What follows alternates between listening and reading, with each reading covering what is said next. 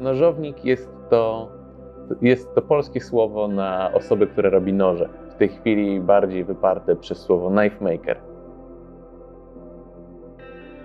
Akurat tak się złożyło, że mam wykształcenie artystyczne. Byłem właściwie w gimnazjum plastycznym, później liceum plastyczne, później Akademia Sztuk Pięknych na Wydziale Rzeźby, specjalizacja małe formy i medalierstwo, gdzie już miałem okazję zobaczyć, jak to jest robić coś bardzo precyzyjnego i nauczyć się cierpliwości, bo cierpliwość jest tutaj jakby kluczowa w tym zawodzie.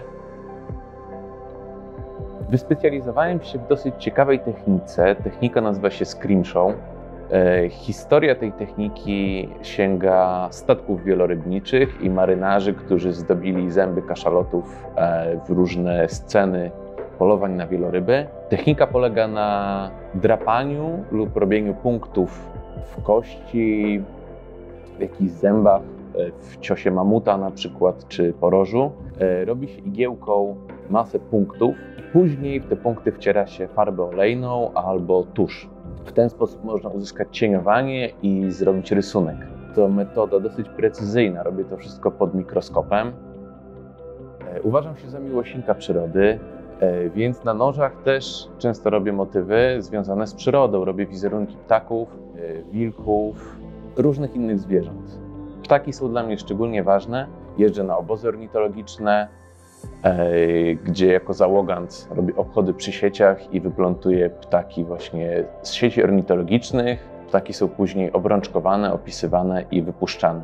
Jest to potrzebne do badań nad migracjami ptaków i też ochroną tych gatunków. Proces robienia noża zaczynam od projektu na papierze. Muszę zrobić dużo różnych rysunków, żeby znaleźć tą formę, która mi odpowiada i taki kształt noża, który będzie dobrze pracował. Ja robię przede wszystkim z nowoczesnych stali proszkowych, ze stali nierdzewnych i proces wygląda tak, że kupuję po prostu stal w odpowiednich płaskownikach czy w arkuszach, wycinam z tej stali ostrze, kładę szlify, wiercę otwory, szlifuję ręcznie. Wysyłam to do hartowania, bo też nie hartuję tych ostrzy sam, tylko wysyłam do profesjonalnych hartowni. Kiedy mam już gotowe ostrze, przechodzę do kolejnych etapów, czyli muszę zrobić rękojeść, później obrabiam pilnikami, później papierami ściernymi i na końcu tą rękojeść poleruję. Kolejny etap to jest zrobienie pochewki do noża i to jest jeszcze kolejny warsztat, czyli warsztat skórzany. Takie skóry też muszę uformować na mokro, zabarwić, dać na tą skórę odpowiednią chemię, później ręcznie to wszystko szyję. Więc jest to jakby trudna rzecz do zrobienia, ale trudne rzeczy dają też bardzo dużo satysfakcji, jeżeli uda się je zrobić we właściwy sposób. Kiedy zaczynałem robić noże, nie było to w Polsce zajęcie popularne.